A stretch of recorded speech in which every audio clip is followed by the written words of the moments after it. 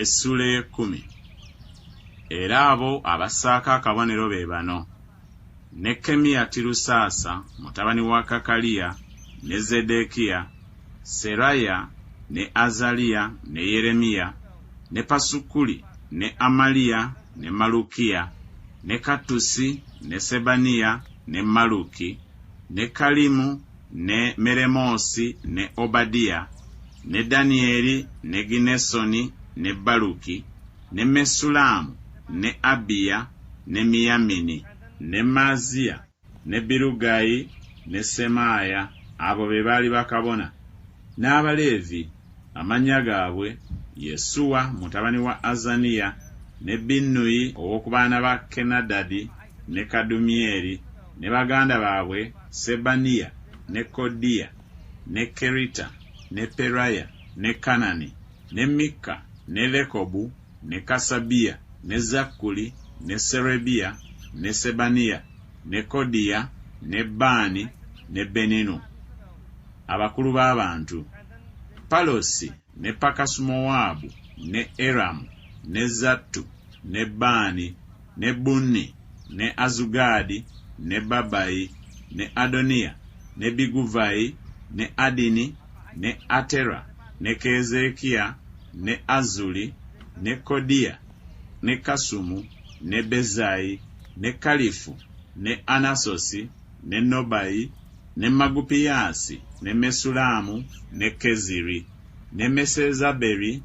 ne Zadoki, ne Yaduwa, ne Peratiya, ne Kanani, ne Anaya, ne Koseya, ne Kananiya, ne Kasubu, ne Kalokesi, ne Piruka, ne Sobeki, ne Lekumu, ne Kasabuna, ne Maaseya, ne Akiya,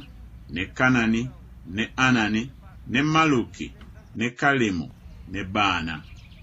N'abantu abalala bonna, bakabona, n'Abaleevi, n'abaggazi, n'abayimbi, n'Abanesinimu, n'abo bonna abeeyawula mu mawanga ag'omu nsi eri amateeka ga Katonda, bakazi baabwe, batabani baabwe, ne bawala baabwe, buli muntu eyalina okumanya n'okutegeera, ne beegatta ne baganda baabwe, abakungu baabwe, ne beegwanyiza ekikolimo n'ekirayiro okutambuliranga mu mateeka ga Katonda agaaweerwa mu Musa omuddu wa Katonda, n'okukwatanga n'okukolanga ebiragiro byonna ebya Mukama, Mukama waffe, n'emisango gye n'amateeka ge. Era tulemenga okuwa bawala baffe amawanga ag'omu nsi, newaakubadde okutwaliranga batabani baffe bawala baabwe. Era amawanga ag'omu nsi bwe banaaleetanga ebintu oba ebyokulya byonna okutundira ku lunaku olwa Ssabbiiti, obutagulaniranga nabo ku Ssabbiiti newaakubadde ku lunaku olutukuvu,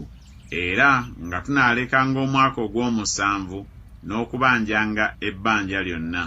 Era ne tweteekerawo amateeka okwesaliranga buli mwaka ekitundu ekyokusatu ekya sekeri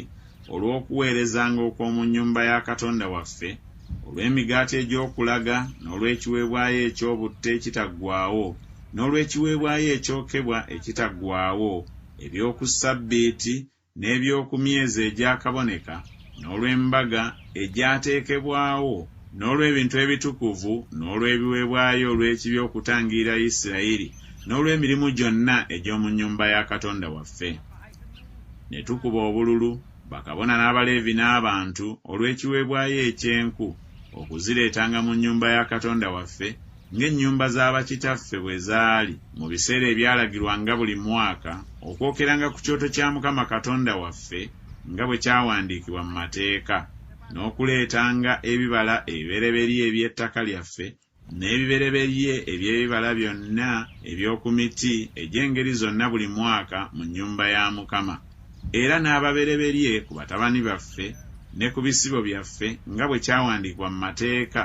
n'ebibereberye ku nte zaffe ne ku ndiga zaffe, okuleetanga mu nnyumba ya Katonda waffe eri bakabona abaaweererezanga mu nnyumba ya Katonda waffe. Era nga tunaaleetanga ebibereberye eby'omugoyo gwaffe n'ebiweebwayo byaffe ebisitulibwa, n'ebibala eby'oku miti egy'engeri zonna, omwenge n'amafuta eri bakabona mu bisenge eby'omu nnyumba ya Katonda waffe, n'ebitundu 10 eby'ettaka lyaffe eri Abaleevi, kubanga abo Abaleevi be baaweebwa ebitundu eby'ekkumi mu bibuga byonna gye tulimira. Era kabona mutabani wa Alooni anaabanga wamu n'Abaleevi. Abaleevi banaaweebwanga ebitundu eby'ekkumi, era Abaleevi banaaleetanga ekitundu eky'ekkumi eky'oku bitundu eby'ekkumi mu nnyumba ya Katonda waffe,